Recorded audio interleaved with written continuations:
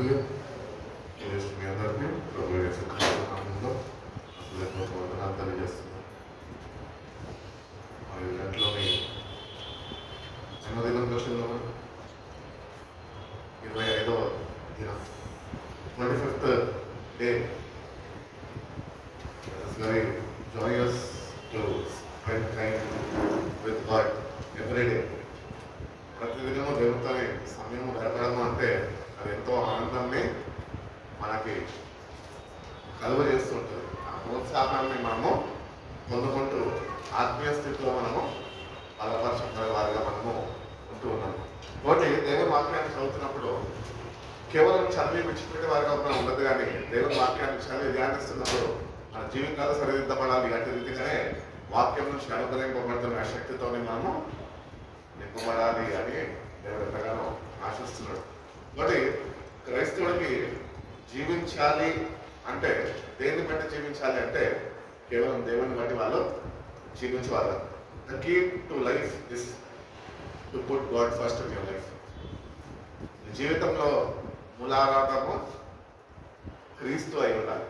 అన్ని విషయాలు ఫస్ట్ దేవుడే, దాని తర్వాత ఏదైనా అటు రీతికి మనము నడిపింపబడాలి అని దేవుడు ఎంతగానో ఆశిస్తున్నాడు. ఎందుకు దేవుడు ఆ ప్రాధాన్యత లేకపోతే ప్రాముఖ్యత సంఘం యుద్ధ నుంచి ఆయన కోరుకుంటున్నాడు అంటే ఆయన ఒక్కడే సంఘము కొరకు తన ప్రాణాన్ని ధారపోసాడు. ఆయన ఒక్కడే సంఘం నిమిత్తము లేకపోతే ప్రజల నిమిత్తము ఆయన వాళ్ళ పాపాల నిమిత్తము తన రక్తాన్ని ధారపోసి వాళ్ళని ఆయన సొత్తుగా మార్చుకున్నాడు. అందుకనే వాక్యంలో మనం చూస్తూ ఉంటాం ఏంటంటే దేవుడు గురించిన విషయాలు మనం ధ్యానిస్తూ ఉన్నప్పుడు దేవుడు అంత గొప్ప ప్రాణ త్యాగం మన కొరకు చేశాడు కనుక ఆ ప్రాణ త్యాగాన్ని మనం గుర్తెరగాలని మనకి ఆయన పరిశుద్ధ లేఖనాల నుంచి తెలియజేస్తున్న విషయాలు ఏమనగా, మీరు మొట్టమొదటిగా నాకు ప్రాధాన్యత ఇవ్వాలి, ఎందుకంటే నేను మీ కొరకు నా ప్రాణాన్ని ధారపోసి ఉన్నాను, మిమ్మల్ని నేను వెతికి రక్షించుకున్నాను, నేను రక్తము చిందించి వెల చెల్లించి నేను మిమ్మల్ని నా సొత్తుగా నా ప్రజలుగా నా రాజ్యంలో మీరు ఉండాలని నేను కోరుకొని ఉండి నా ప్రాణాన్ని నేను ధారపోసాను. అందుకనే నేను మీ దగ్గర నుంచి ఆశిస్తున్నది ఒకటే, ఏమి అనగా మీ జీవితంలో మొట్టమొదటి ప్రాధాన్యత నాకు ఇవ్వాలి అని దేవుడు ఎంతగానో ఆశిస్తున్నాడు. కాబట్టి మన జీవితాల్లో మనం నిజంగా దేవుడికి ఇవ్వవలసిన ప్రాధాన్యత మనము ఆయనకి ఇవ్వగలుగుతున్నాం. ప్రతిదినము దేవునికి ఇవ్వవలసిన ప్రాధాన్యత మనం ఇవ్వాలి. దేవుడు లేకపోతే మనము లేము అని గుర్తించాలి. ఆయన కృప లేకపోతే, ఆయన అనుగ్రహించిన రక్షణ లేకపోతే ఈరోజు మనము జీవించడము వ్యర్థమే. ఈరోజు మనం జీవిస్తున్నామంటే ఒక కారణం ఉన్నది. ఏంటి అంటే ప్రభు నన్ను ప్రేమించాడు, కల్వరి శిల్వలో నా పాపాల నిమిత్తం ఆయన ప్రాణాన్ని దారిపోసాడు, చేయడం తిరిగి లేచాడు, ఆయన తిరిగి మళ్ళీ నా కొరకు ఆయన రాబోతున్నాడు. కాబట్టి ఆయన రాబోతుండగా మన జీవితాల ద్వారా దేవునికి ఇవ్వవలసిన ప్రాధాన్యత, ఇంపార్టెన్స్ మనం ఇవ్వగలుగుతున్నామా? వ్యక్తిగతంగా, సంఘపరంగా కాదు, వ్యక్తిగతం. ఉదయకాలము పొద్దున్నే లేస్తాము, దేవునికి ఇవ్వాల్సిన మొదటి గడియ ఇవ్వగలుగుతున్నాం. క్రైస్తవులుగా మనం ఒకటి గుర్తించుకోవాలి. ఏంటి అంటే దినము ప్రారంభించినాక దేవునికి సమయం ఇవ్వడం కాదు, కానీ ఆ దినాన్ని నువ్వు ప్రారంభించే నువ్వు నీ మొట్టమొదటి గడియ దేవునికి ఇవ్వగలుగుతున్నావు. That is the reference for God. దేవునికి ఇస్తున్న భయభక్తులు కనపరచే విషయంలో మనం శ్రద్ధ వహించగలుగుతున్నాం. ఉదయకాలం ఎవరైనా ఏదో ఒకటి తలంపు ఆలోచనని దేవుడిని విడిచిపెట్టి తర్వాత దేవుని దగ్గరికి వచ్చే ద్వారా కానీ దేవుడు అది మన దగ్గర నుంచి కోరుకుంటాడు. నశించుతున్న మనల్ని వెతికి రక్షించాడు, మన దగ్గర నుంచి ఆయన ఒకటే ఒకటి కోరుకుంటున్నాడు. ఏంటి అంటే నీ జీవితం ద్వారా నాకు మొట్టమొదటి స్థానము నువ్వు ఇవ్వగలుగుతున్నావా? కాబట్టి దేవుని బిడ్డలుగా మన దినాన్ని మనం ప్రారంభించుకుంటుండగా నీ మొట్టమొదటి గడియ దేవునితో గడపగలుగుతున్నావు. అది 3 గంటలు కావచ్చు, 4 గంటలు కావచ్చు, 5 గంటలు కావచ్చు, 7 గంటలు కావచ్చు, ఎప్పుడైతే అప్పుడు నిద్రలు ఇవ్వగానే ఒక గంట సేపు దేవుని వాక్యము తోని దేవుని వాక్యంలో ధ్యానిస్తూ ఆయన చేసిన త్యాగాన్ని కలపోసుకుంటూ ఆయన అనుగ్రహిస్తున్న ఆ పునరుద్ధాన శక్తిని ప్రతిదినము మనం అనుభవిస్తూ పొందుకుంటూ నడిపింపబడుతున్నాం. లేకపోతే ఇంకా నేటి నుంచి దేవునికి ఇవ్వాల్సిన ప్రాధాన్యతలు తప్పిపోతున్నాం మేము. ఒక్కసారి మనం సరి చూసుకొని దేవునికి ఇవ్వవలసిన మొట్టమొదటి సమయాన్ని దేవునికి నువ్వు ఇచ్చేవాడిగా ఉంటే కనుక దేవుని దగ్గర వచ్చిన ఆశీర్వాదాలు తప్పక పొందుకుంటాం. ఈరోజు ఎందుకు ఆశీర్వదింపబడతలేదు కారణాలు ఏంటి అంటే దేవుని యొక్క వస్తున్నాము ఆశీర్వదిస్తాడని, కానీ దేవునికి ఇవ్వాల్సిన ప్రాధాన్యతను ఇవ్వకుండా ఆశీర్వాదాల కొరకు నువ్వు దేవుని యొక్కకు వస్తే దేవుడు నిన్ను ఆశీర్వదించలేడు. కాబట్టి give reference to God, give importance to God. దేవునికి మొదటి స్థానము, మొదటి సమయము దేవునికి ఇచ్చేవాడిగా నువ్వు ఉండాలి. The key to life is to put God first. జీవితంలో జీవిస్తున్నాము అంటే దానికి ఒక కారణం ఏంటి అంటే దేవుడిని ముందుగా పెట్టుకొని జీవించడమే ప్రథమ లక్ష్యము అని మనం చేయగలుగుతున్నాం. ఇప్పుడు వేరే మతస్థులను చూడగానే పదులు ఇవ్వగానే దేవుళ్ళు కారణం వల్లని దేవుళ్ళుగా ఆ చిత్రాల వాళ్ళు ఫోటోలు ముంగడ పెట్టుకొని పొద్దున్న లేసి దానికి కుంకుమ అగరబత్తి వగేరా వగేరా తిప్పుకుంటూ వాళ్ళలో భక్తి కనిపిస్తున్నది. కానీ క్రైస్తవులుగా జీవిస్తున్న మనము నిజంగా దేవుణ్ణి ఎరిగి సజీవమైన దేవుణ్ణి ఆరాధిస్తున్న మనము వాళ్ళు ఇస్తున్న ప్రాధాన్యత మనం దేవునికి ఇవ్వగలుగుతున్నామా? అలాగే భయం. పొద్దున్న వెళ్ళి అగరబత్తి పెట్టి పువ్వు పెట్టి కుంకుమ అంటించి కొబ్బరికాయ కొట్టకపోతే దేవుడు ఎక్కడ విరుచుకోబడిపోతాడో ఒక భయం. అట్టి నిష్ఠలో వాళ్ళు భక్తి చేస్తూ ఉన్నారు. వాళ్ళు దేవుళ్ళు కాదు, అయినప్పటికీ కూడా వాళ్ళంతా భక్తిని కనపరుస్తున్నారు. మరి సజీవమైన దేవుణ్ణి విశ్వసించి నమ్మి రక్షణ పొందుకొని మన జీవితాల ద్వారా మనం దేవునికి అట్టి ప్రాధాన్యత మనం ఇవ్వగలుగుతున్నామా? అన్యులు ఇచ్చే ప్రాధాన్యతను ఇవ్వగలుగుతున్నామా దేవునికి? వేరే మార్నింగ్ ఇవ్వగానే ఏం చేస్తాం మనం? ఫస్ట్ ఫోన్ చూసుకుంటాం, ఎవరు మెసేజ్ చేస్తారా, ఏం మెసేజెస్ వచ్చాయా అని మనం ఫస్ట్ ఫోన్ని చూసుకున్నాక తర్వాత దేవుణ్ణి వెతకడం కానీ తర్వాత వగేర వగేర పనులు మనము చేస్తున్నాం. దేవుడు మన దగ్గర నుంచి ఒకటే కోరుకుంటున్నాడు ఏంటి అంటే ఫస్ట్ ప్రిఫరెన్స్ నాకు ఇవ్వండి. నేను దినం నేను ప్రారంభిస్తున్నావు అంటే అది నా వల్లనే నువ్వు ప్రారంభిస్తున్నావు తప్ప నేను లేకుండా నీకు నూతన దినము లేదు. అందుకని అంటున్నాడు, ఏమంటున్నాడు అంటే మత్తయి సువార్త 6:33 బైబిల్ తీయకుండా ఎవరని చెప్పండి. ఎస్, మొట్టమొదట నా నీతిని నా రాజ్యాన్ని మీరు వెతకండి, దాని తర్వాత నేను సమస్తము నేను మీకు ఇస్తాను. నిజంగా మనం వెతికేవాడిగా ఉంటున్నాము. నువ్వు వెతికేవాడిగా ఉంటుంటే కనుక నువ్వు దేవునికి లోబడిన బిడ్డగా నువ్వు ఉండగలుగుతావు. నువ్వు అవి వెతకకుండా పొద్దున్నే ఎవరు మెసేజ్ చేశారా లేకపోతే లోక తలంపులతో నింపబడిన వాడిగా ఉంటే కనుక నువ్వు నీతిని రాజ్యాన్ని లెక్క చేయక మొదట స్థానము దేవుని రాజ్యానికి నీతికి ఇవ్వక ఈ లోకపరంగా జీవిస్తున్న లోకస్తుడుగా ఉండిపోతావు. కాబట్టి మొట్టమొదట నా నీతిని రాజ్యాన్ని మీరు వెతకండి అంటున్నాడు. ఈరోజు క్రైస్తవులుగా సంఘంలో చేర్చబడ్డ మనం, సంఘం అనగా క్రీస్తు స్వరక్తము చేత సంపాదించిన వారు, వధువ సంఘం. This church is bought for him. ఈ సంఘము ఆయన కొరకు ఆయన వెల చెల్లించి సంపాదించుకున్నాడు. సంఘంలో చేర్చబడ్డ మనము నిత్యంగా దేవుణ్ణి సంతోషపెట్టగలుగుతున్నాం. మనుషులను సంతోషపెట్టడానికి నానా ప్రయత్నాలు చేస్తుంటాం. దేవుణ్ణి సంతోష పెట్టే విషయంలో వచ్చేటప్పటికి మనము నీరసగిల్లిపోతుంటాం. ఇటు రీతిగా మనం ఉన్నామేమో ఒక్కసారి మనము సరి చూసుకునే వారుగా మనం ఉండాలి. కాబట్టి దేవుని నీతిని రాజ్యాన్ని మన జీవితాల్లో ప్రతిదినము ఒక నూతన దినముగా దేవుడు అనుగ్రహిస్తున్నాడు. ఆయన కృపా వాత్సల్యముల చేత ఆ దినాన్ని మనకి ప్రతిదినం అనుగ్రహిస్తున్నాడు. నువ్వు ఎన్ని దినాలు బతికినావు అన్నది ఇంపార్టెంట్ కాదు, కానీ బ్రతికిన నువ్వు ప్రతిదినము దేవునికి ఇవ్వాల్సిన ప్రాధాన్యత నువ్వు ఇవ్వగలుగుతున్నావు అన్నది చాలా ప్రాముఖ్యమైనది.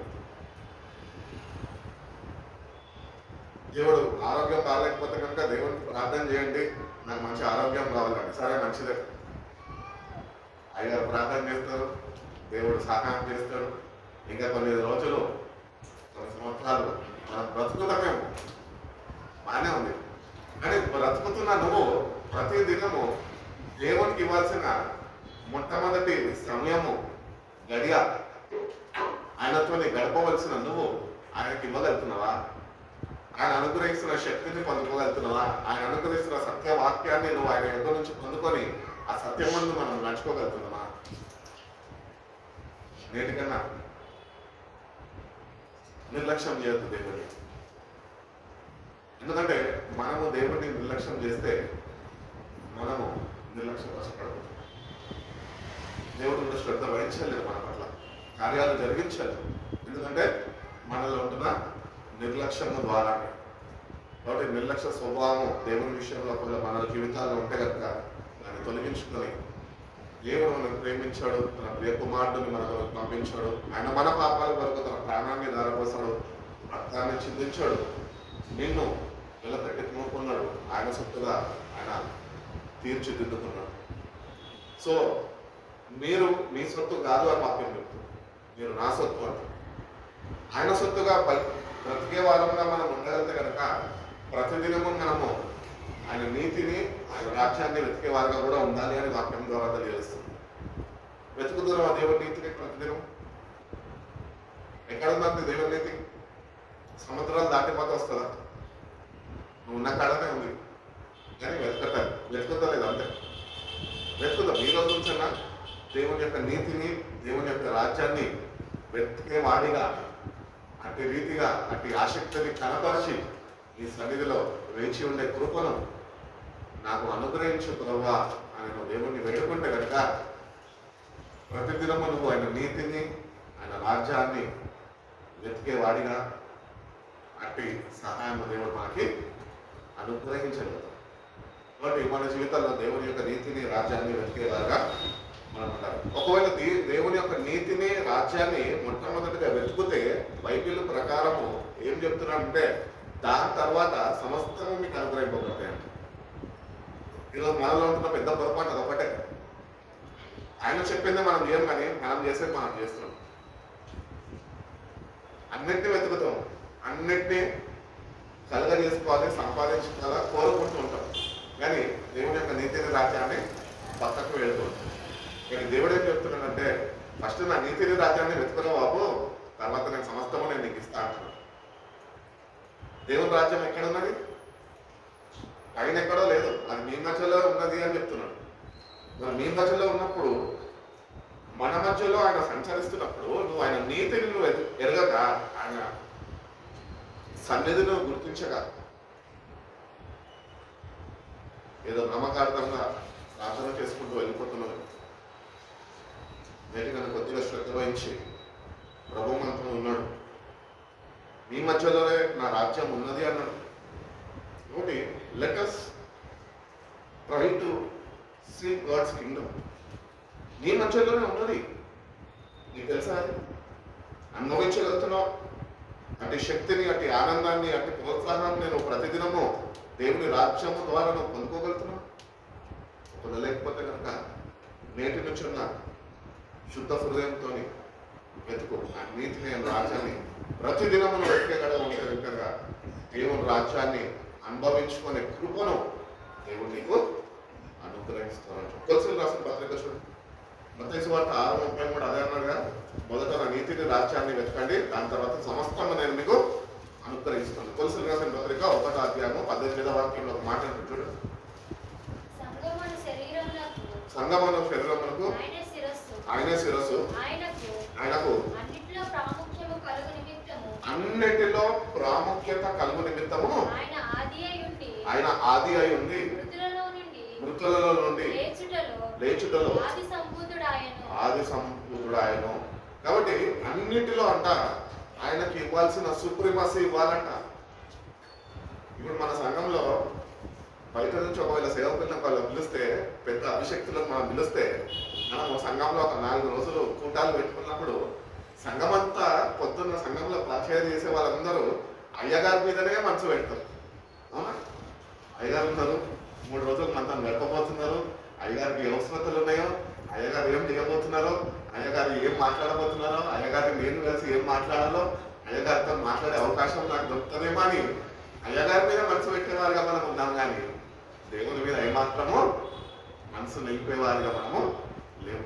ఇక్కడ వాక్యం ద్వారా తెలియజేస్తున్నాడు, అన్నిటిలో నువ్వు ఆయనకి ఇవ్వాల్సిన ప్రాముఖ్యత, ఇంపార్టెన్స్ ఆయనకి ఇవ్వగలుగుతున్నావు నీ జీవితం. దేవునికి ఇవ్వాల్సిన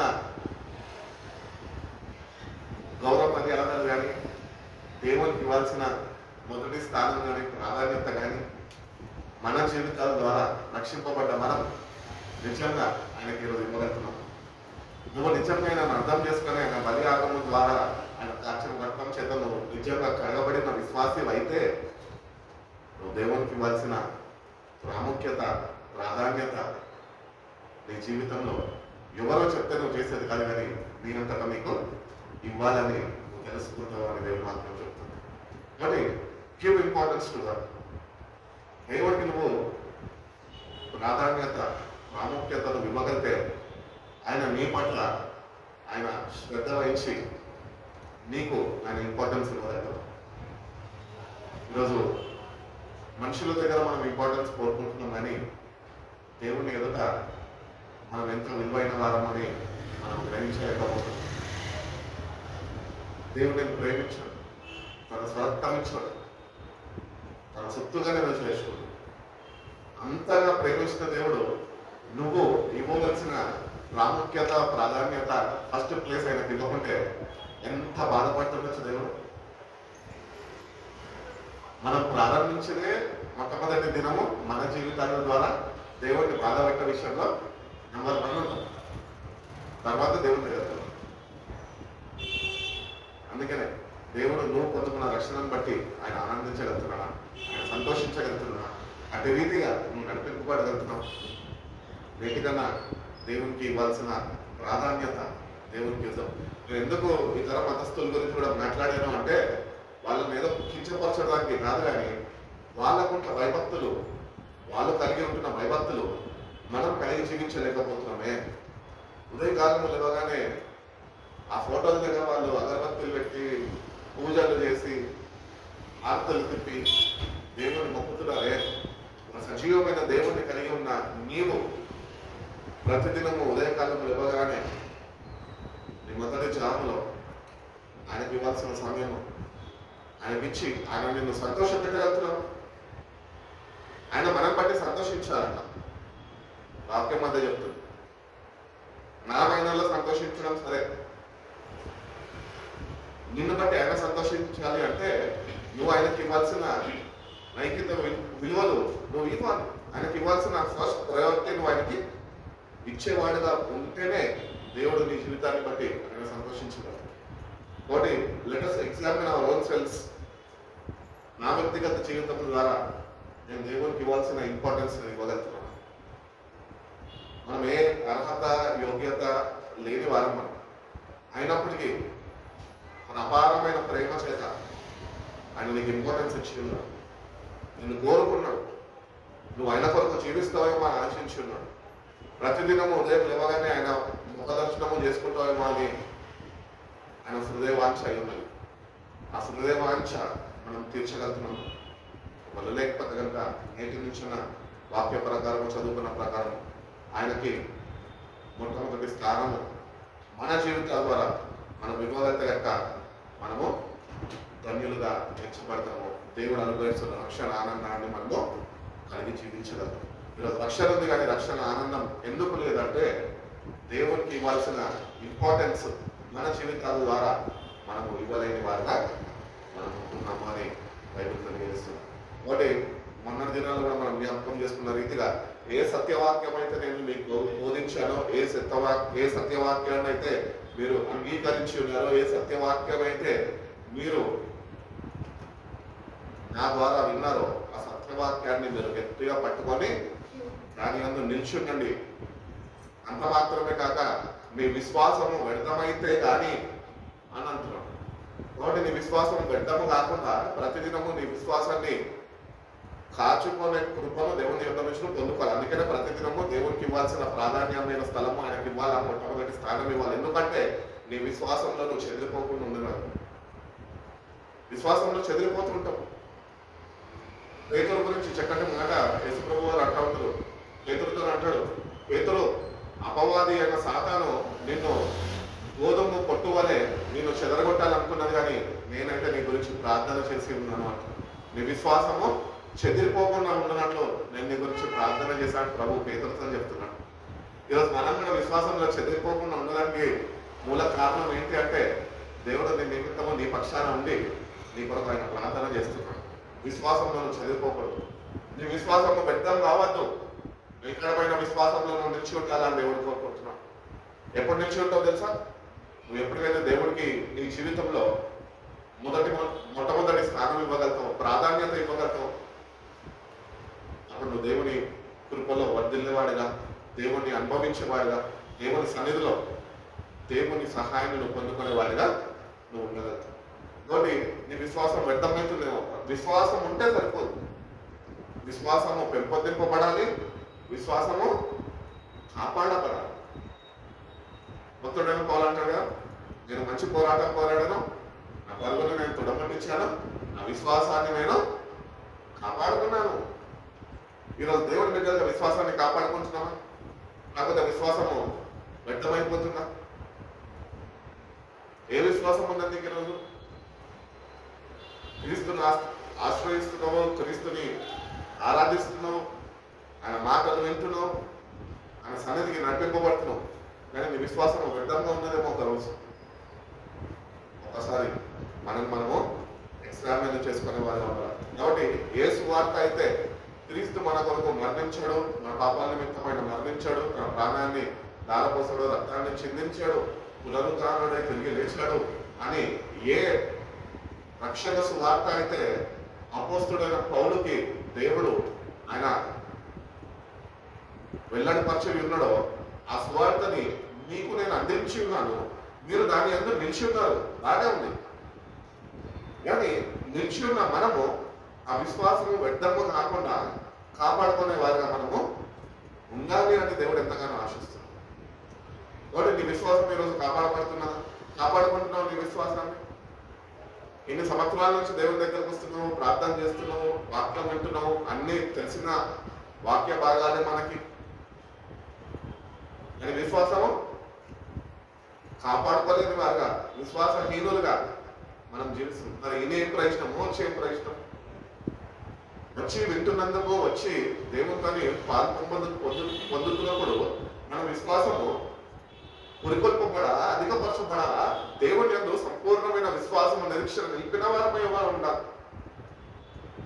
కానీ చాలా మంది ఈ విషయాల మీద శ్రద్ధ వహించక విశ్వాసాన్ని వ్యర్థపరచుకుంటున్నారు. నేటికన్నా దేవుని యందు సంపూర్ణ విశ్వాసం కలిగి ఉన్న నువ్వు దాన్ని కాపాడుకునే కృపను దేవుని దగ్గర నుంచి వేడుకుంటే కనుక దేవుడు తప్పక నీకు సహాయం చేస్తూ అంటున్నాడు. అపొస్తలుల కార్యాలు 16వ అధ్యాయం 31వ వాక్యం ఒక మాట చదువు.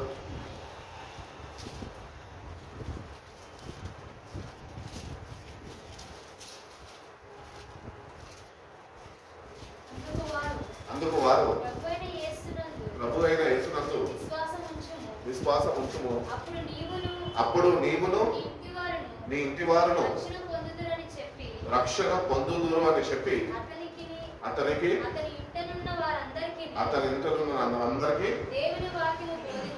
దేవుని వాక్యము బోధించింది. చాలండి. ఇక్కడ మనం చూసుకున్నట్టయితే దేవునికి ఇవ్వాల్సిన ప్రాధాన్యత అని నేను మాట్లాడుకుంటూ వచ్చాను కదా ప్రసంగ ప్రారంభంలో.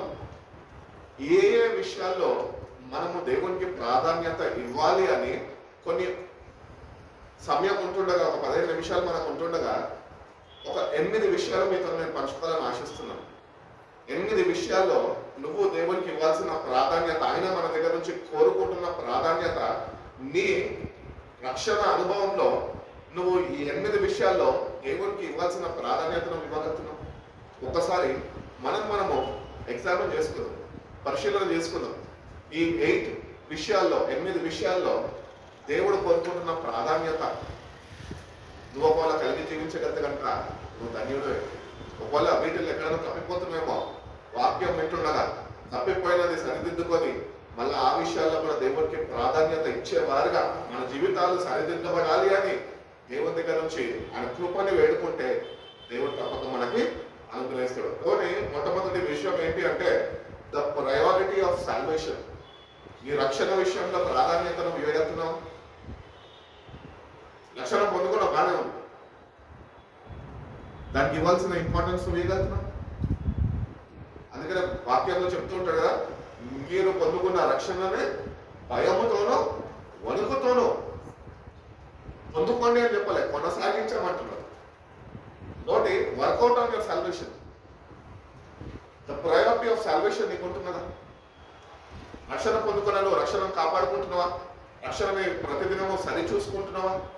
రక్షణలో ప్రతిదినము నడిపింపబడుతున్నావా, లేకపోతే ఎక్కడ తప్పిపోతున్నావా అని పొందుకున్న రక్షణ విషయంలో నువ్వు శ్రద్ధ వహించగలుగుతున్నావు.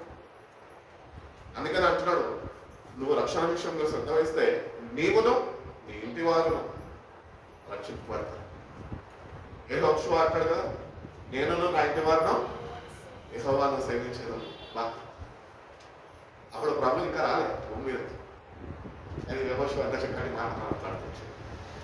నిజంగా క్రీస్తు మన కొరకు వచ్చి మన కొరకు ప్రాణం దారపోసి 2026 సంవత్సరాల క్రితము ఎవరిలో తన ప్రాణ యాగమును ఆయన బలిగా అర్పించినప్పటికీ మన శిక్షని తప్పించడానికి ఆయన శిక్షని ఆయన మీద వేసుకున్నప్పటికీ కూడా ఈరోజు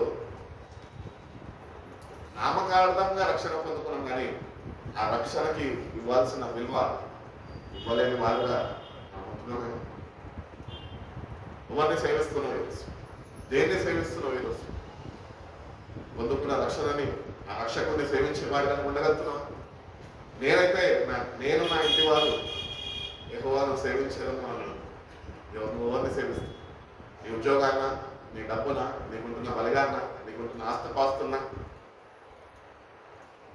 ఒకటి రక్షణ పొందుకున్న మనము మొట్టమొదటిగా ప్రాధాన్యత పొందుకున్న రక్షణ మీద మనము నిలిపి ఉండాలి. రక్షకుడి మీద మనము మొదటి స్థానము ఇచ్చేవారుగా మనం ఉండాలి అని ఎవరు తెలియదు. The first way to put God first is through salvation. దేవుడు నీకు ముందుగానే పెట్టుకోగలితేనే అన్నిటిలో ఆ రక్షణ కొనసాగింపబడుతుంది. రక్షణ పొందుకున్నానంటే దేవుడు చూసుకుంటాడు లేడే అంటే చూసుకోవాలి.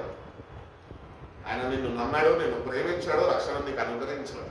అది నీ చేతిలో తీసుకొచ్చి నీకు పెట్టాడు.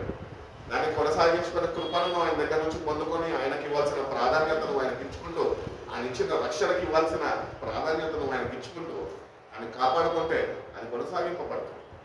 అంతేగాని దేవుడు చూసుకుంటాడు అని చెప్పేసి నువ్వు ఆ రక్షణ విషయంలో శ్రద్ధ వహించక రక్షణని నిర్లక్ష్యపరచుకుంటే కనుక దేవుడు మాత్రం ఏమీ చేయలేడు. కాబట్టి మన ఆధ్యాత్మికమైన స్థితిలో మనం ప్రభువుని చేరుకొని ప్రభువుని అనుభవించే వారిగా మనం ఉండాలి అంటే మొట్టమొదటిగా what is the priority of your salvation? పొందుకున్న రక్షణకి ఎంత ప్రాధాన్యతను ఇవ్వగలుగుతున్నావు అన్నది మొట్టమొదటి మాట కింద మనము ధ్యానించుకుంటూ ఉన్నాము. రెండోదిగా the priority for the scripture. దేవుని వాక్యానికి ఇవ్వాల్సిన ప్రాధాన్యతను ఇవ్వగలుగుతున్నావు నీ జీవితంలో. తిమోతి రాసిన రెండవ పత్రిక 2వ అధ్యాయం 15వ వాక్యంలో ఉంటుంది చూడండి. దేవుని ఎదుట యోగ్యుని గాను సిగ్గుపడని అక్కర్లేని పనివాని గాను సత్యవాక్యమును సరిగ్గా ఉపదేశించు వాడుగాను నిన్ను నీవే దేవుణ్ణి కనపరుచుకొనుటకు జాగ్రత్త పడుము. ఇది వాక్యము మనం చదువుతున్నప్పుడు are you really putting God's word in your life? దేవుని వాక్యంకి నీ జీవితంలో చోటు ఉంటున్నావు? ఆ ప్రాధాన్యతను వాక్యానికి ఇవ్వగలుగుతున్నావు? వాక్యం అంటే చదువుకోవచ్చులే, మనం మధ్యలో పురుగు తిరిగినప్పుడు వాక్యం చదవడం కాదు, వాక్యానికి ఇవ్వాల్సిన ప్రాధాన్యతను ఇవ్వాలి. నువ్వు వాక్యానికి ఇవ్వాల్సిన ప్రాధాన్యతను ఇవ్వగలిగితేనే నువ్వు దేవుని దృష్టిలో అంగీకారంగా, దేవునికి గౌరవం ఇచ్చేవాడిగా నువ్వు. ఎందుకంటే దేవుడే వాక్యమై ఉంటున్నాడు. నోటి మొట్టమొదటిగా నేను చెప్పింది the priority of your salvation. Second వచ్చేసి the priority for the scripture. దేవుని వాక్యము కొరకు నిర్లక్ష్యం చేస్తున్నావా, లేకపోతే దేవుని వాక్యము కొరకు వాక్యం నిమిత్తము ప్రాధాన్యత నువ్వు ఇవ్వగలుగుతున్నావా అని దేవుడు తెలియజేస్తున్నాడు. కాబట్టి మిమ్మల్ని మీరే సరి చూసుకోండి అని చెప్తున్నాడు. మాస్టర్లు అక్కర్లే, సంఘ కాపాలకు అవసరం లేదు, మిమ్మల్ని మీరే సరి చూసుకోండి. రక్షణ నువ్వు పొందుకున్నావు, నేను పొందుకున్నా, బాగానే ఉంది. నేను పాస్టర్ని, మీరు విశ్వాసులు, బాగానే ఉంది. కానీ ఎవరి రక్షణ వాళ్ళదే బైబిల్ చెప్తుంది. కాబట్టి నీ జీవితంలో వాక్యానికి ఇవ్వాల్సిన ప్రాధాన్యత నీ జీవితంలో నువ్వు ఇవ్వగలుగుతున్నావా? నేటి నుంచి వాక్యానికి ఇవ్వాల్సిన ప్రాధాన్యత నువ్వు ఇవ్వాలి అని దేవుడు తెలియజేస్తాడు. మూడవగా మనం చూసుకున్నట్లయితే the priority of the saviour. దేవునికి ఇవ్వాల్సిన ప్రాధాన్యత, రక్షకునికి ఇవ్వాల్సిన ప్రాధాన్యత నువ్వు ఇవ్వగలుగుతున్నావా? కొలసీలకు రాసిన పత్రిక 1వ అధ్యాయం 18వ వాక్యంలో ఉంటుంది చూడండి. 1:18. సంగమను శరీరములకు ఆయన శిరస్సు, ఆయనకి అన్నిటిలో ప్రాముఖ్యము కలుగు నిమిత్తము ఆయన ఆది అయి ఉండి మృతులలో నుండి లేచుటలో ఆది సంస్కృతుడాయను. కాబట్టి అన్నిటిలో ఆయనకి ప్రాముఖ్యత కావాలి అని కోరుకుంటున్నాడు. నేను రోషం గల దేవుడను అంటున్నాడు. అన్నాడు కదా, ఆయన జెలస్ గాడ్. నా మహిమని నేను ఎవరితోనే నేను పంచుకోను. Whatever it deserves to me, ఏదైతే నాకు అంగీకరించాలో అది నేను మాత్రమే పొందుకోవాలి అంటున్నాడు. ఆయన జెలస్ గాడ్ అంటున్నాడు. మరి అటువంటి దేవునికి మనము మన జీవితాల ద్వారా ఆ ప్రాధాన్యత ఇవ్వగలుగుతున్నాం. రక్షణ అయితే ప్రభు దగ్గర నుంచి పొందుతున్నాం, కానీ రక్షకునికి ఇవ్వాల్సిన ప్రాధాన్యత ఇవ్వలేని వారిగా మనం ఉంచుతాం. నేటి నుంచి నా కనువిప్పు కలిగి ఏ రక్షణ అయితే నీకు అనుగ్రహించిన రక్షకుడు ఉన్నాడో యేసు ప్రభు వారు, ఆయనకి ఇవ్వాల్సిన ప్రాధాన్యత నీ జీవితంలో నువ్వు ఇవ్వగలితే దేవుడు నేను బలపరిచి నడిపిస్తాను. Give importance to your saviour. నీ తల్లికి నువ్వు ఇంపార్టెన్స్ ఇస్తావు, నీ తండ్రికి నువ్వు ఇంపార్టెన్స్ ఇస్తావు, నీ అధికారులకి నువ్వు ఇంపార్టెన్స్ ఇస్తావు, నీకు ఉద్యోగం ఇచ్చిన వారికి నువ్వు ఇంపార్టెన్స్ ఇస్తున్నావు, నీకు రక్షణ ఇచ్చిన దేవునికి నువ్వు ఇంపార్టెన్స్ ఇవ్వగలుగుతున్నావు. కోరుకుంటున్నాడు ఈ నేటి నుంచి ఇవ్వడము నేర్చుకో. రక్షణ ఇచ్చేసాడు అని చెప్పి సరిపెట్టేసుకుంటే సరిపోదు. ఆయనకి ఇంపార్టెన్స్ ఇవ్వాల్సిన ఇంపార్టెన్స్ ఆయన మన దగ్గర నుంచి డిమాండ్ చేస్తున్నాడు. ఇవ్వగలుగుతున్నాం. ఒక అధికారి ఉద్యోగ స్థలంలో నీ మీద పై ఉన్న అధికారి నీ దగ్గర నుంచి ఏమైనా డిమాండ్ చేస్తే నువ్వు తప్పక ఆయనకు లోబడతావు. ఎందుకంటే ఒకవేళ లోబడకపోతే నన్ను ఫైర్ చేసేస్తాడు, ఉద్యోగం తీసేస్తాడు, ఊడబెక్కేస్తాడు అని భయం. మరి రక్షణ ఇచ్చిన దేవుడికి నువ్వు ఆ ప్రాధాన్యతను ఇవ్వకుండా రక్షింపబడ్డాను అని పుస్తకంలో ఉండిపోతే ఇచ్చిన వాడే రక్షణని పొందుకునే లేని వాడిగా కూడా తీర్చిదిద్దగలరు. అందుకనే దేవునికి ఇవ్వాల్సిన ఇంపార్టెన్స్ దేవునికి ఇవ్వండి. జీవితాలు అందరూ ఉంటారండి, కుటుంబం ఉంటుంది, అందరు రక్త సంబంధులు ఉంటారు, అందరూ ఉంటారు. ఎంత జీవితంలో ఒక సైకిల్ అన్నమాట. అందరూ ఉంటారు, అందరు పోతా ఉంటాం. కొత్త వాళ్ళు వస్తూ ఉంటారు, కొత్త వాళ్ళు పోతా ఉంటారు. కానీ దేవుడు ఎల్లకాలము నిలిచి ఉన్నవాడు. సదాకాలము నేను మీతో ఉన్నా అన్నాడు కదా. మరి సదాకాలము నీతో ఉన్న ఆ రక్షకుడు నీతోనే ఉంటుండగా నువ్వు ఆయనకి ఇవ్వాల్సిన ప్రాధాన్యత ప్రతిదినము నువ్వు ఇవ్వగలుగుతున్నావు ఆయనకి. లేకపోతే కనుక నేటి నుంచి ప్రయారిటీ ఆఫ్ ద సేవియర్, దేవునికి రక్షణ ఇచ్చిన యేసయ్యని ప్రతిదినము నీ జీవితంలో మొట్టమొదటిగా ఆయనతో ప్రారంభించు అని దేవుని తన వాక్యంలో మనకు తెలియపరుస్తున్నాం. నాలుగోగా మనం చూసుకున్నట్లయితే కనుక ద ప్రయారిటీ ఆఫ్ సర్వీస్. రోమిల్ రాసిన పత్రిక 12వ అధ్యాయం 1వ వాక్యంలో అంటాడు కదా, ఏమన్నాడు? అందరికి వచ్చిన వాక్యమే, సజీవ యాగముగా. చదవండి. కాబట్టి సహోదరులారా, పరిశుద్ధమును దేవునికి అనుకూలమైన సజీవ యాగముగా మీ శరీరములను ఆయనకి సమర్పించుకొనుడని దేవుని వాత్సల్యమును బట్టి నేను మిమ్మల్ని బ్రతిమలాడుకొనుచున్నాను. ఇట్టి సేవ మీకు యుక్తమైనది. కాబట్టి ద ప్రయారిటీ ఆఫ్ సర్వీస్, దేవుని సేవ చేస్తున్నానంటే సరిపోదు. సేవ చేస్తున్న మనము మన శరీరాన్ని సజీవ యాగముగా ఆయనకి సమర్పించుకునే వాడుగా మనం ఉండగలుగుతున్నామా?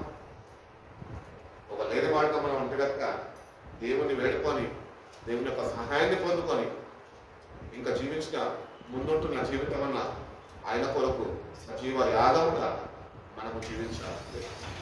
Living for God is a service for God. Hallelujah. నువ్వు క్రీస్తు కొరకు జీవించగలుగుతున్నావు, జీవించాలి. అదే మనకి మనము అర్పించే కానుక. సజీవ యాగంగా మీ శరీరాన్ని సమర్పించుకోమంటున్నాడు. ఇలా శరీరము సమర్పించబడలేదు. శరీరము లోక ఆశలతోని లోక ఇచ్చలతోని నింపబడి ఉండి ప్రభుకి ఇవ్వాల్సిన ప్రాధాన్యత ఇవ్వలేని వారుగా ఈ శరీరము మనని అడ్డుకుంటూ ఉంటుంది. అందుకనే అపోస్తలుడైన పౌలు చక్కటి మాట పత్రికల్లో చెప్తూ ఉంటాడు. ఏంటంటే ఈ శరీరంలో ఉన్నంత కాలము ఆత్మకు శరీరానికి పోరాటము. ఈ పోరాటంలో మనం ఉంటున్నాం. ఆత్మ సంబంధిగా ఉండి నువ్వు సజీవ యాగంగా నీ శరీరాన్ని దేవునికి సమర్పించుకుంటున్నావా, లేకపోతే శరీరాన్ని సుఖపెట్టుకోనికి నీ అలవాట్లతోని నీ ఆచారాలతోని నువ్వు దేవునికి దూరం చేసుకుంటున్నావా? ఒక్కసారి మనం చూసుకోవాలి. కాబట్టి ద ప్రయారిటీ ఆఫ్ సర్వీస్ దేవుడు కోరుకుంటున్నాడు. ఆయనని సేవించే విషయంలో నువ్వు నీ శరీరము ద్వారా ఎంత శ్రద్ధ వహించగలుగుతున్నావు? Are you living for God? అందుకనే అపోస్తలుడైన పౌలు అన్నాడు కదా, ఏమన్నాడు? బ్రతుకుట క్రీస్తే, క్రీస్తు కొరకే బతకాలి. చావు అయితే అది నాకు లాభం. ఈరోజు నిజంగా మనం ఈ శరీరంలో జీవిస్తున్నామే, ఇది ప్రభు కొరకు, ప్రభు ఆత్మ నివసించడానికి, ప్రభు వాక్యము నివసించడానికి, మనల్ని పెంపొందించడానికి మన శరీరాన్ని మనం సరి చూసుకోగలుగుతున్నాం. బట్ ప్రయారిటీ ఆఫ్ సర్వీస్ అనేది దేవునికి ఇవ్వు నీ దేహం ద్వారా. ఇంకొక దగ్గర పత్రికల్లో అంటాడు, preserve your body and your soul for the life everlasting. నిత్య జీవమునకు మీరు మీ శరీరములను మీ ఆత్మలను కాపాడుకొనుడి అని పత్రికలు చెప్తున్నారు. కాపాడబడుతున్న శరీరం లేకపోతే లోకపు మాలిన్యంతోని క్షీణించుకోబోతున్నదా? అందరం బలహీనులమే, నేనైనా మీరైనా అందరూ బలహీనులమే. కానీ దేవుని యొద్దకు వచ్చి దేవుని ఆశ్రయిస్తున్న మనము ఈ శరీర బలహీనతల నుంచి ఆయన దగ్గర నుంచి శక్తి పొందుకొని ఈ శరీరాన్ని ఆయన కొరకు జీవించడము ప్రారంభించే వారు కాబట్టి పునరుద్ధరణ శక్తిని మనం పొందుకోవాలి. దేవుని కొరకు మనం జీవించాలి. ఈ దేహము ద్వారా దేవుడిని మహిమపరచాలను. It is the priority of service to God. నీ దేహము ద్వారా దేవుడు మహిమపరచబడుతున్నాడు. పాటల ద్వారా మహిమపరుస్తామైనది, నోటి ద్వారా పాటలు పాడి మహిమపరుస్తామైనది, చప్పట్లు కొట్టి మహిమపరుస్తాము, వాయిద్యాలు వాయించి మహిమపరుస్తాము, కీబోర్డ్ వాయించి మహిమపరుస్తాము. కానీ దేహము ద్వారా మహిమపరచగలుగుతున్నాను. దేహము సరిలేక నువ్వు నోటితోనే చప్పట్లతోని వాయిద్యాలతోని కీబోర్డ్లతోని దేవుడిని మహిమపరిస్తే ఆయన మహిమ పొందుకోడు. నాకు కావాల్సింది దేహం. నీ దేహము దేవుని ఆలయం అని నీకు తెలియదా? పరిశుద్ధాత్ముడు అందులో నివసిస్తున్నాడు అని మీరు ఎరగరా? సో ఒక లివింగ్ సాక్రిఫైస్, ఒక సజీవ యాగంగా నీ శరీరాన్ని దేవునికి నువ్వు సమర్పించుకునే విషయంలో తప్పిపోయి ఉన్నావేమో. నేటికన్నా సరిదిద్దుకొని సజీవ యాగంగా ప్రభు నిన్ను సేవించగలిగితే దేవుడు ఆత్మ నిండుగా నీ జీవితంలో ఆయన కుమ్మరించగలరు. అందుకని పాడుకుంటాం, సజీవయాగముగా మన శరీరము సమర్పించి సంపూర్ణ స్థితి నుండా శుద్ధాత్మను సగితివి. నిజంగా దేవుణ్ణి ఆరాధిస్తున్న మనము, దేవుడి సన్నిధిలో చేరుకుంటున్న మనము, కూడుకుంటున్న మనము, పాడుతున్న మనము, ఏకీభవిస్తున్న మనము దేవుని శక్తిని, దేవుని ఆత్మని పొందుకొని నూతనపరచబడుతున్నాము. పరచబడకుండా ఉండడానికి కారణాలు ఏంటి అంటే, నీ శరీరము అంట దేవుని దృష్టిలో ఇంకా అంగీకారంగా లేదు. సజీవ యాగముగా నీ శరీరాన్ని సమర్పించుకోలేదు. ఆయన నిన్ను ప్రేమించి నిన్ను సంపాదించుకోవడానికి తన శరీరాన్ని మొత్తం ఆయన అప్పగించేసుకున్నాడు కల్వరిశిలో. Everything was done on the cross is only because of you and me. నీ కొరకు నా కొరకే అప్పగించుకున్నాడు, సమస్తాన్ని అప్పగించుకున్నాడు. మన శరీరాన్ని అప్పగించుకోలేకపోతున్నాం ఆయన కొరకు. ఎంత దౌర్భాగ్య స్థితిలో మనం మోసపోతున్నాం చూడండి. నేటికైనా సజీవ యాగంగా దేవుని నువ్వు సేవించగలితే ఆయన నీలో ఉండి ఆయన నిన్ను బట్టి ఆయన సంతోషించిన వాడిగా ఉండగలుగుతాడు. 4వదిగా మనం చూస్తాం కదా, priority of service to God. సజీవ యాగంగా మీ శరీరాన్ని సమర్పించుకోండి. 5వదిగా మనం చూసుకున్నట్లయితే కనుక ద ప్రయారిటీ ఆఫ్ సపరేషన్. మీరు ఈ లోకంలో నుంచి వేరుపరచబడ్డారు అని దేవుని వాక్యం చెప్తుంది. ఆ సపరేటెడ్ లైఫ్ దేవుడు మనకు ఇచ్చినప్పుడు ఆ సపరేటెడ్ లైఫ్ లో నువ్వు జీవించగలుగుతున్నావా? చూసుకుందాం. కొరింథీయులకు రాసిన 2వ పత్రిక 6వ అధ్యాయం 17వ వాక్యం ఉంటుంది చూడండి.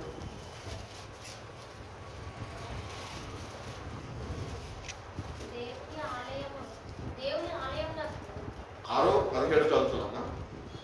6:17. దేవుని ఆలయమై ఉన్నాము,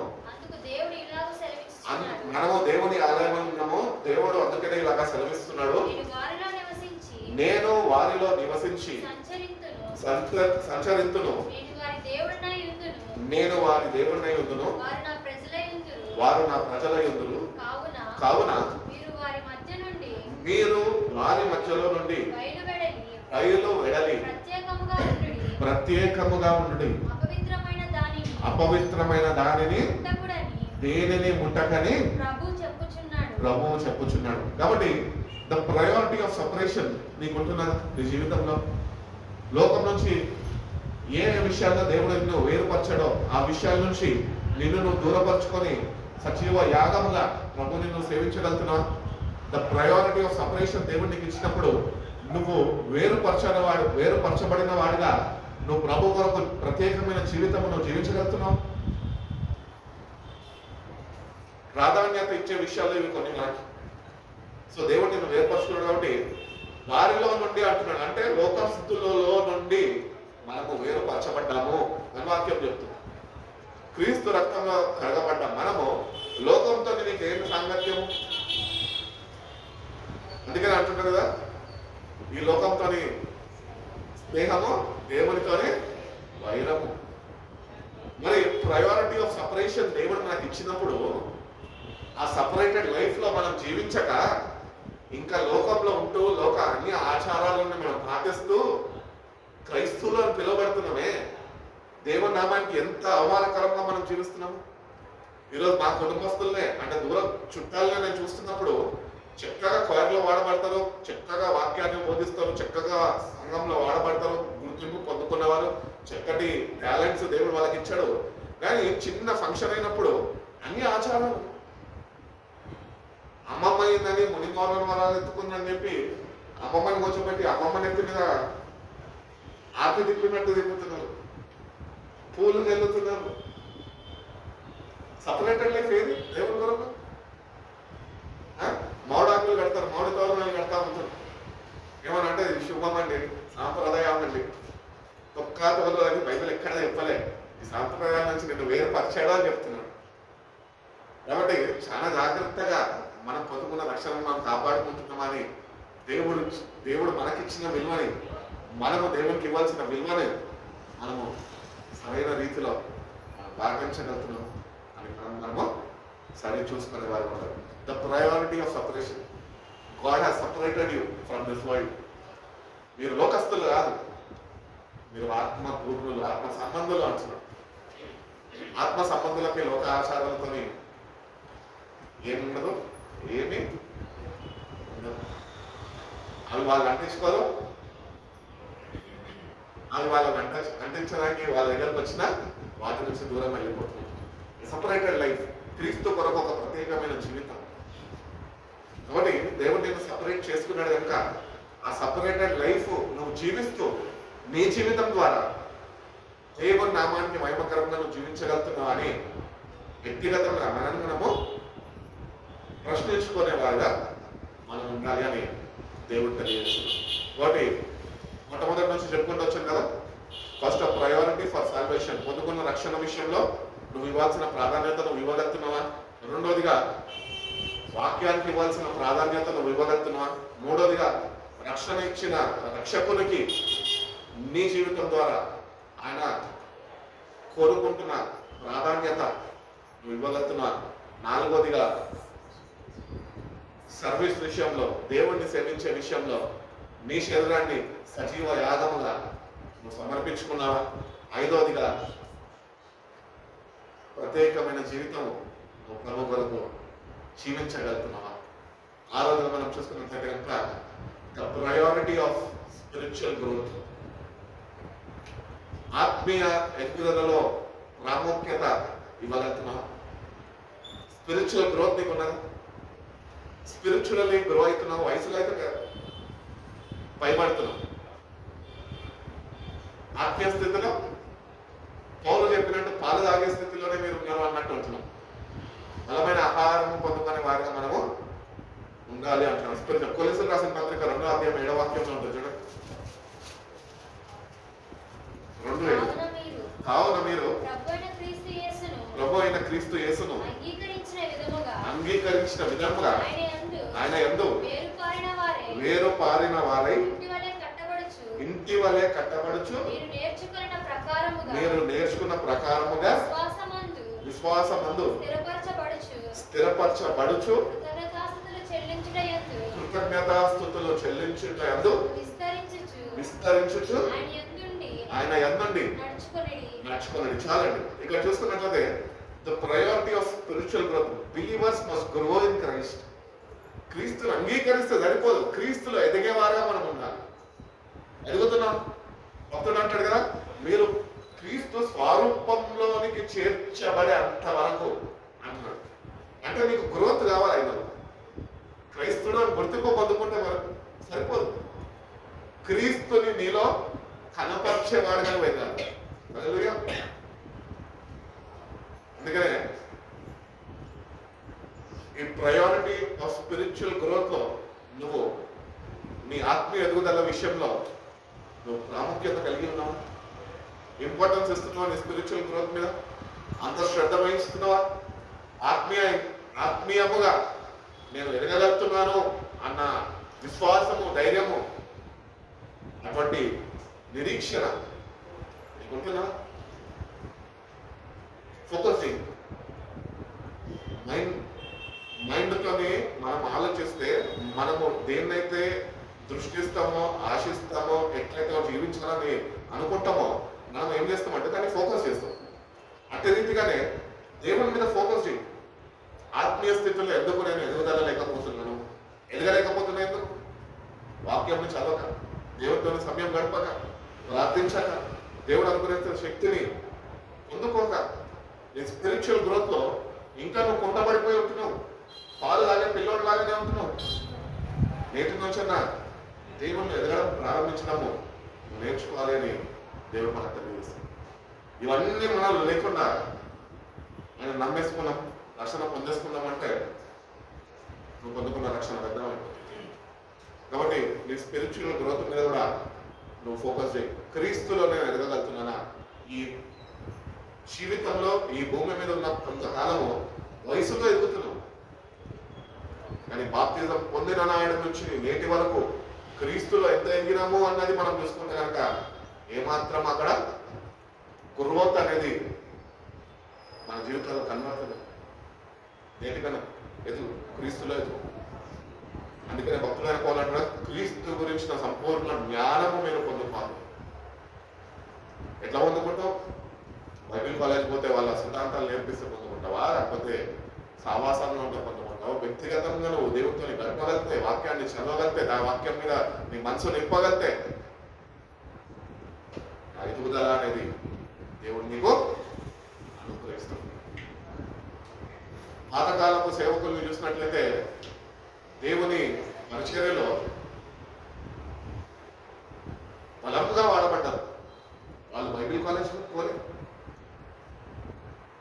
వాళ్ళు నీలాగా నాలాగా 10 తరగతులు సర్టిఫికెట్లు పెట్టుకోలే, చదువులేని వారు. ఏ సన్నగారిని చూడండి, ఎంతోమంది ఉన్నారు పేర్లు చెప్పాలంటే. ఎందుకు దేవుడు వాళ్ళని వాడుకున్నాడు? అంత బలంగా దేవుని రక్షణ సువార్తని వాళ్ళ ద్వారా ఎందుకు అంత విస్తరింపజేసి ఉన్నాడు అంటే, వాళ్ళ దేవుడిలో ఎదగడము ప్రారంభించారు కనుకనే దేవుడు వాళ్ళని ఈ భూమి మీద విస్తరింపజేసి ఉన్నాడు. ఈరోజు నువ్వు విస్తరింపబడాలంటే మొట్టమొదటిగా ఒకటే గుర్తించాలి, నువ్వు దేవుళ్ళు ఎదుగుతున్నా. అందుకని అన్నాడు మూలవాక్యం మనం చూసుకున్నాం కదా, మొదట నా నీతిని రాజ్యాన్ని మీరు వెతకండి, తర్వాత సమస్తం నేను మీకు ఇస్తాను. ఈరోజు నూతన మినిస్ట్రీస్ గురించి మాట్లాడితే అంత పెద్ద పరిచర్య ఈరోజు నడిపించబడుతుంది ప్రపంచ వ్యాప్తిగా. అంటే ఒక్క మనిషి త్యాగం, ఒక్క మనిషి సమర్పణ. ఈరోజు అదే సేవకులకు ఈరోజు ఉన్నదా? చెప్పగలుగుతాను, వాళ్ళ ముఖానం ముందే చెప్పగలుగుతాను. సుఖభోగాలు, వాక్యాన్ని అడ్డబెట్టుకొని డబ్బు సంపాదించే విషయంలో ముందుకు కొనసాగిపోతున్నారు, కానీ సంఘాన్ని క్రీస్తులు ఎదిగింప చేయలేకపోతున్నారు. వాళ్ళు 10 రోజుల నుండి ఉపవాసం ఉండి పండగలు పెట్టేసి పండగల్లో వాక్యం చెప్పేసి అందరు రక్షణ పొందేసుకుంటారు, రక్షణ సువార్త వినిపిస్తున్నారు అంతే వాళ్ళు. కానీ సువార్త విన్న వాళ్ళు ఎంతమంది నిజంగా రక్షణ పొందుకొని క్రీస్తులో ఎదగలుగుతున్నారని ఒక్కరిని చూపిమను. లక్షల మంది వస్తున్నారు, ఒక్కరిని చూపిమను. చూపించలేదు, బాధ్యత వహించారు. కాబట్టి ఎవరెక్కడున్నప్పటికీ మనం పొందుకున్న రక్షణలో క్రీస్తులో మనము ఎదగలుగుతున్నాం. స్పిరిచువల్ గ్రోత్ అనేది నీకున్నదా? The priority of your spiritual growth నువ్వు కలిగి జీవించగలుగుతున్నావు. నీ ఆత్మీయ విషయంలో నువ్వు ప్రాధాన్యతని చూపుతూ ఎదగలుగుతున్నావు. ఒకవేళ లేకపోతే నేటి నుంచైనా నీ స్పిరిచువల్ గ్రోత్ మీద నువ్వు ఫోకస్ చేసి ఆత్మీయంగా ఎదుగుతాను ప్రభు అని నువ్వు దేవుడికి సమర్పించుకుంటే, ఎట్టి రీతిగా అయితే ఏసన్నగానే లేవనెత్తాడు దేవుడు, నేను కూడా నువ్వు ఉన్న స్థలంలో అక్కడ లేవనెత్తుకోడు. మనుషుల ముఖాలు చూడద్దు. అందుకనే వాక్యం చెప్తుంది కదా సమయాల గ్రంథంలో, దేవుడు పై రూపంలో చూడాడు, దేవుడు హృదయాన్ని చూస్తున్నాడు. ఈరోజు సేవకులు చూస్తే పై రూపం చూస్తున్నారు, కానీ దేవుడు హృదయాన్ని చూస్తున్నాడు.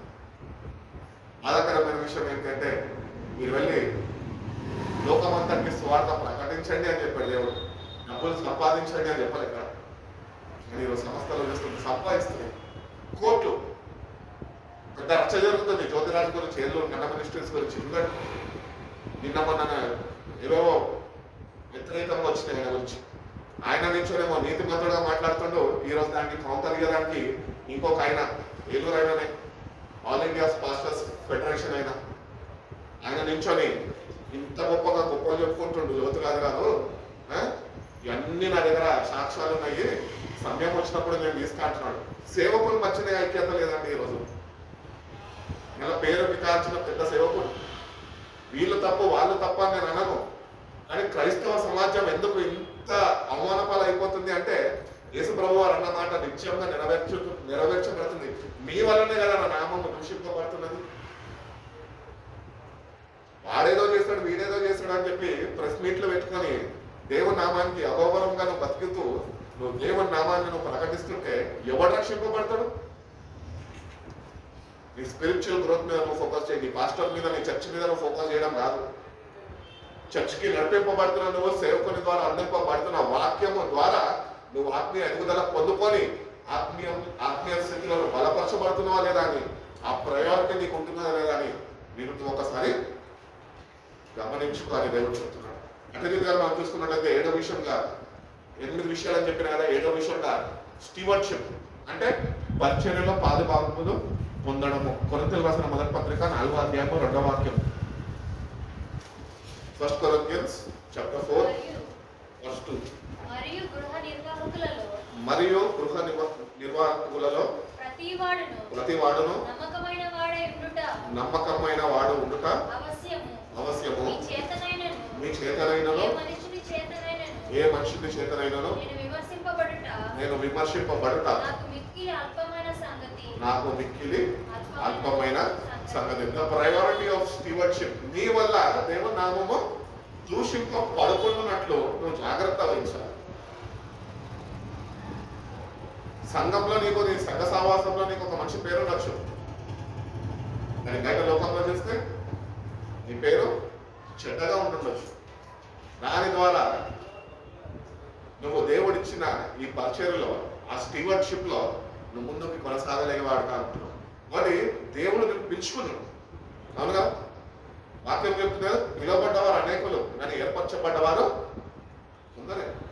ఈ కొందరు ఎవరు అంటే ఈ స్టీవర్డ్షిప్ లో దేవుని నామానికి అగౌరవం రాకుండా వాళ్ళని వాళ్ళు సరైన రీతిలో కాపాడుకునేవారు. కాబట్టి ద ప్రయారిటీ ఆఫ్ స్టీవర్డ్షిప్ నీకు ఉంటుందా? దేవుడిని నమ్ముకున్నావు, రక్షణ పొందుకున్నావు, పలానా సంఘానికి వెళ్తున్నావు, పలానా సంఘంలో నీకు సభ్యత్వం ఉన్నది, బాగానే ఉంది. కానీ ఆ స్టీవర్డ్షిప్ లో ఆ దేవుడు కోరుకున్న విధానంగా మనం జీవించి ఆయన నామానికి మహిమ దిగలుగుతున్నాం.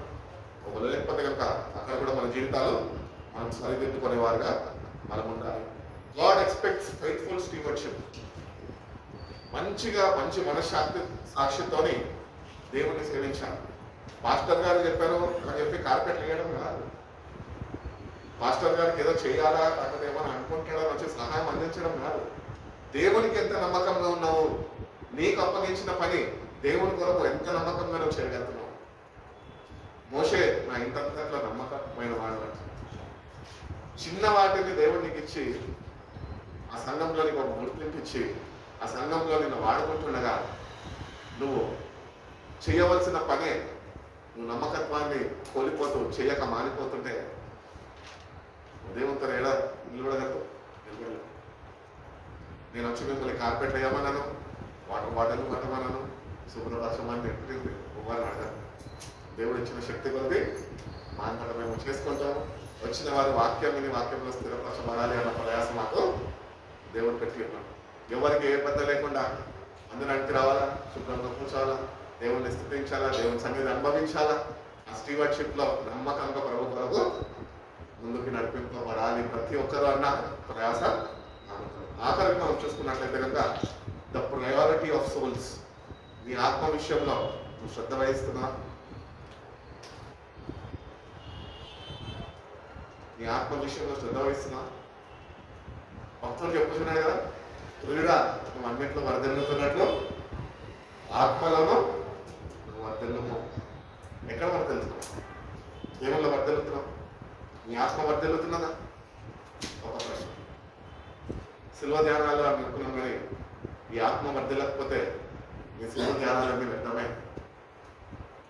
నేటి నుంచి ప్రభుని అడుగుదాం, ప్రభా ఆత్మలో వర్ధిల్లే కృపను నాకు దయచేయి.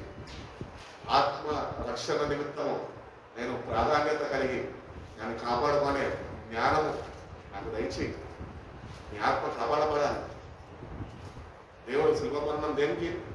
నీ ఆత్మ నరకానికి పోకుండా అది ఆయన రాజ్యంలోనికి చేరనికి ఆయన శిల్వలో మరణించి ఉంది. కాబట్టి ప్రయారిటీ ఆఫ్ సోల్. నీ ఆత్మ ఎక్కడికి వెళ్ళిపోతుంది? నీ ఆత్మకి ఇంపార్టెన్స్ ఉందా? ఇస్తున్నావా ఇంపార్టెన్స్?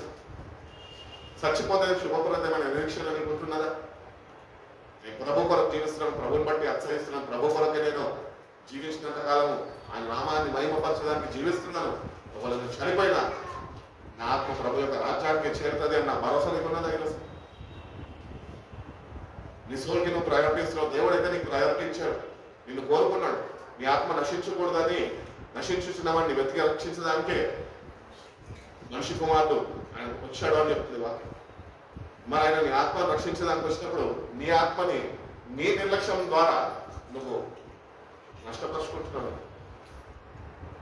ఇవ్వు, ప్రాధాన్యత ఇవ్వు. నీ ఆత్మ రక్షణ విషయంలో, ఇతరుల యొక్క ఆత్మ విషయంలో, రక్షణ విషయంలో, ఆత్మల రక్షణ విషయంలో ప్రాధాన్యత నువ్వు ఇవ్వాలి అని దేవుడు తెలియజేస్తాం. కొరింథీయులకు రాసిన రెండవ పత్రిక 5వ అధ్యాయము 20వ వాక్యం చూసి ముగించుకుందాం. 2 Corinthians 5:20. కావున దేవుడు నా ద్వారా వేడుకున్నట్లు మేము క్రీస్తుకు రాయబారులమై దేవునితోనే సమాధాన పడుడని క్రీస్తు పక్షముగా. అబ్బా, ఎంత ప్రయాసం చూడండి. వాళ్ళు ఎవరండి? మన అమ్మ చుట్టాలా, మన ఆయన చుట్టాలా?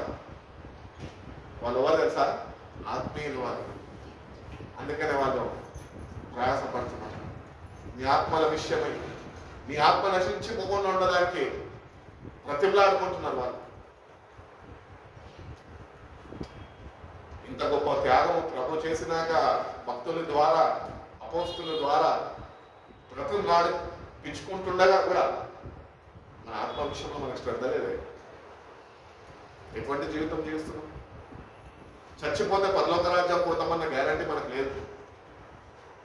నేటి నుంచి నా ప్రయారిటీ ఇవ్వని సోల్కి దేవుడు ఇచ్చాడు, నిన్ను ప్రేమించాడు, నిన్ను కోరుకున్నాడు. శిల్వ మరణాన్ని కూడా ఆయన ఏమాత్రము అధైర్యం పడలేదు, ధైర్యంగా ఎదుర్కొన్నాడు. ఎందుకంటే నీ ఆత్మ రక్షింపబడాలి.